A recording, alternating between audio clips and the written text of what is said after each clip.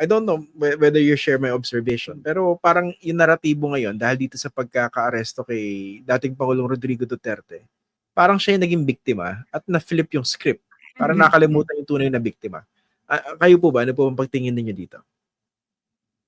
Tingin ko biktima rin siya. Pero biktima ng sarili niyang giyera. Alam mo yon, yung kuminsan may banat ka tapos nagbo-boomerang na kumbaga karma. Ngayon, gusto ko lang sabihin, ginagamit natin yung salitang biktima. Biktima saan? Sa giyera. Hindi naman to biktima ng basta sakuna, di ba? Na mga catastrophe o bagyo. Biktima to ng giyera na tinatawag na war on drugs. Ngayon, kung titignan natin, yung drugs, merong supply, may demand. Merong supply na either yung mga big supplier, mga sindikato, o yung mga susunod na trader at seller. Kung yan ang gigirahin mo, sabi double barrel. Kung yan ang gigirahin mo, dapat tinitira mo yung mga utak ng sindikato, mga malalaking traders, at saka yung mga malalaking supplier. Bukod sa supplier, meron namang demand. Meron namang bumibili, di ba? Doon sa bumibili, may gumagamit, at yung gumagamit ko madalas nagtitinda din. Ngayon, kung war on drugs, gigirahin mo rin yan. Di ba? So, ano nangyayari? Ano ang naging programa sa war on drugs ni Pangulong Duterte?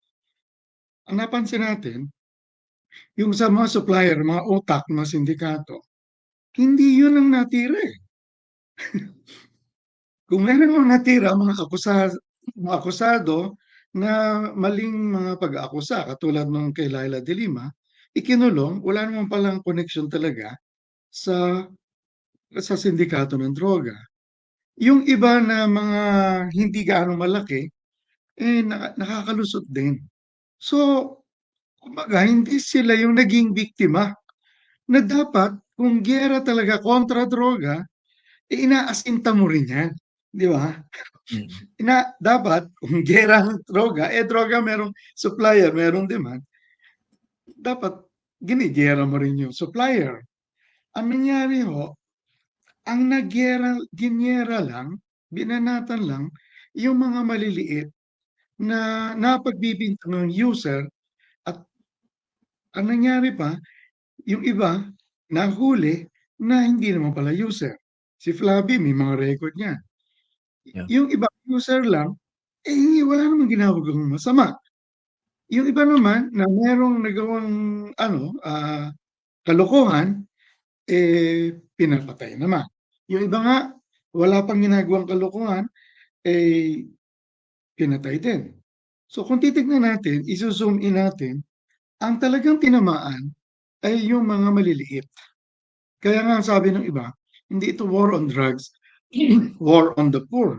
Gera to sa mga mahihirap. Ang pinapatas lang, tinitiris, pinapatulan, at ang dinidiin, sinasagasahan, sinisikosiko, tinatadyakan, ay yung mga maliliit. Ngayon, titignan natin ano nangyari doon sa mga pinagbibintangan. Sabi mo, facts first. Sabi ni Pangulong Duterte, ay may 4 na milyon na drug addict. Sabi ko in charge sa Dangerous Drugs Board, Sir, hindi ho 4 na milyon. 1.8 million lang. Tinanggal siya pagkatapos nun. At kasama pa doon, mga first-time users.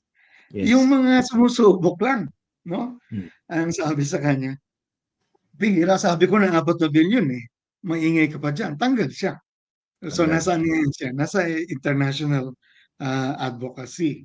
So, ang nangyari, pinalaki yung problema sa numero na walang basihan.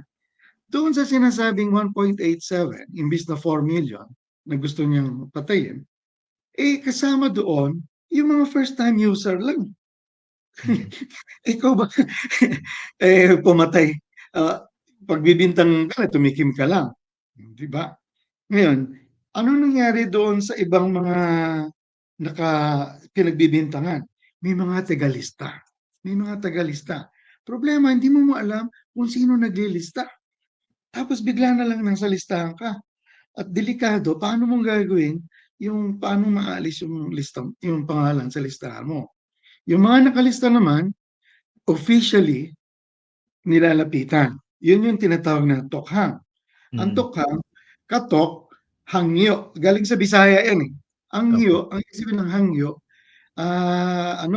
pakiusap. So, katok, tapos pakiusap, anong pakiusap? Pakiusap, sumurrender ka. Mm. Okay? Ngayon, ang nangyayari, dahil may quota, yung mga kinakatok,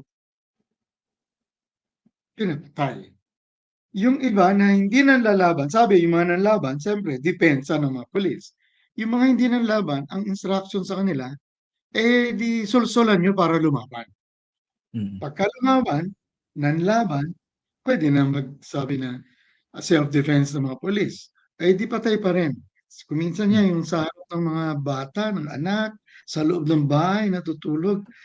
Kung titignan mo lahat ng mga litrato, mga video, mga mahihirap lang, mga nakachinelas. So, ito yung naging isang resulta, maraming pinatay.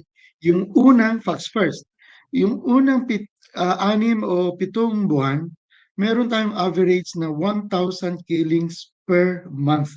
Alam mo nung martial law, merong 320 killings a year.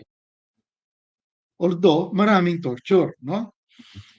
Yung sa unang 6 o 7 buwan ni Pangulong Duterte, ang average niyan 1,000 killings a month. Mm. Kasama yung sa amin, sa Bulacan, na sa loob ng isang araw, mahigit 30. Sabi, dapat ganyan araw-araw. Oo. Ngayon, yung iba naman na hindi nanlaban at nabuhay, sumurrender, saan sila napunta? Iba, kinulong. Iba ay meron tinatawag na forced rehabilitation. Forced Mm. rehabilitation. Kung titingnan natin yun, yung iba na nasa listahan na hindi pinatay, pero ikinulong, yung iba naman ay, at saka kinasuhan, yung iba naman ay dinala sa rehabilitation. Kung titingnan mo, yung ibang mga kinulong, yung iba dyan hanggang ngayon, nakakulong pa, walang kaso, o kaya may kaso, babalikan natin yan. Mm. Ah, ano ba ang nangyayari sa kanila sa ngayon? Kung tignan muna natin yung sa rehabilitation, yung iba, merong hinihandang mega rehabilitation.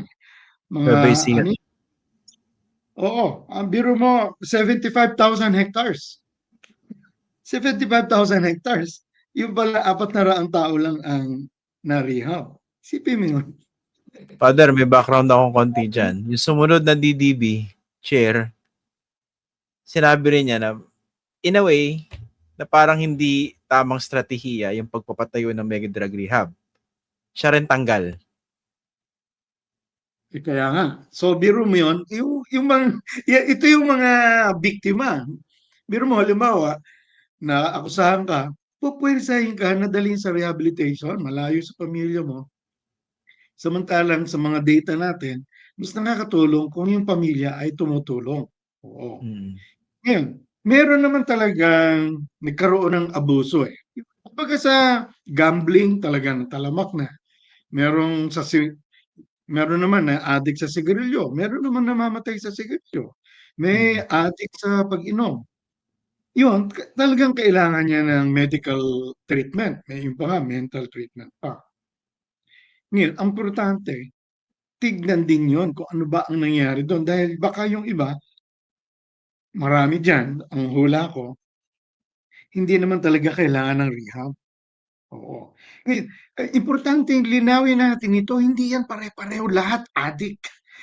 Iba-iba yung sitwasyon. Merong dahil sa may problema sa pamilya, merong naghiwalay yung magulang, merong malayo, nasa abroad yung pamilya, meron naman talagang may depression, merong medically, sumobra lang talaga. So, dapat linawin natin iba-iba para ma-isolate natin ilan ba talaga yung merong mental problem, iba talaga ilan ba talaga yung merong na-damage yung utak.